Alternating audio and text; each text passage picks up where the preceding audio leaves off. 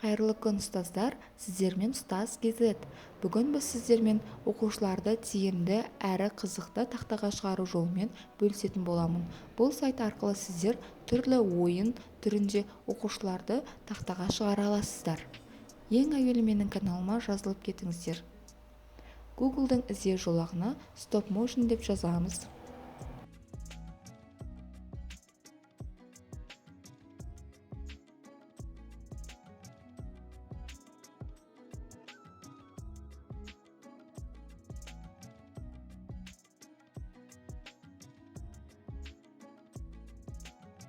Келесі бірінші сілтемеге басып өтеміз.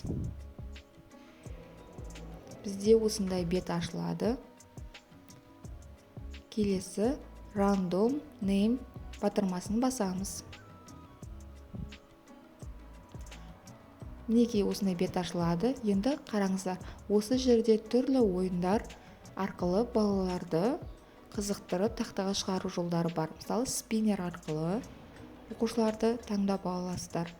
Немесе астына түсіп, радуга, қорапша және де сиқырлы таяқша арқылы оқушыларды тақтаға шығаруға болады.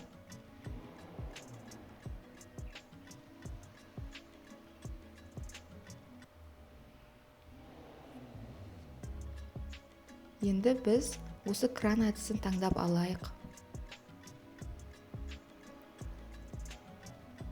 Мінекей осындай бет ашылады, жүктеме жүріп жатыр. Мінекей біздің ашылды парағымыз. Келесі осы настройка батырмасын басамыз. Осы жерге name деген жерге оқушылардың аттарын жазып шығасыз, яғни өз оқушыларыңыздың аттарын енгізесіздер.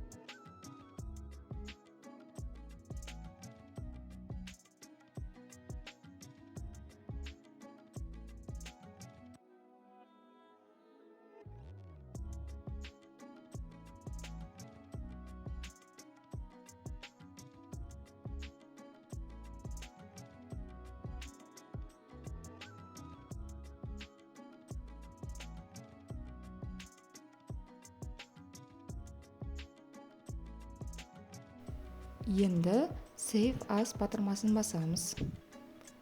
Осы жерде жасыл батырманы басамыз, птичканы. Мінекей бізде жүктеме жүріп жатыр. Тағы да жасыл батырманы басамыз. Осы жерде көк батырманы басамыз. Мінекей біздің кран әдісімен оқушыларды таңдап алу тәсіліміз шықты.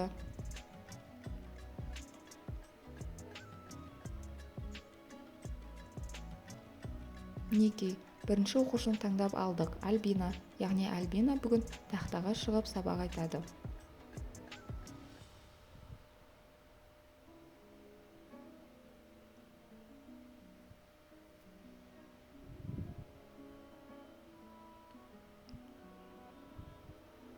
Келесі оқушыны таңдап алдық, Альтайыр. Осы жерде егер оқушыларыңыз тақтаға тағы шығаратын болсаңыздар, птичка, немесе алып тастайтын болсаңыздар, минус батырмасын басамыз, яғни X-ті басамыз. Келесі оқушы Әсел. Осылай оқушыларды тақтаға шығарып, жұмыс жасауға болады.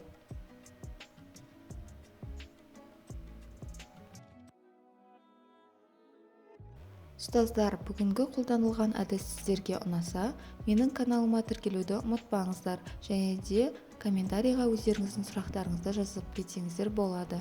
Назарларыңызға рахмет. Сіздермен ұстаз ГЗ.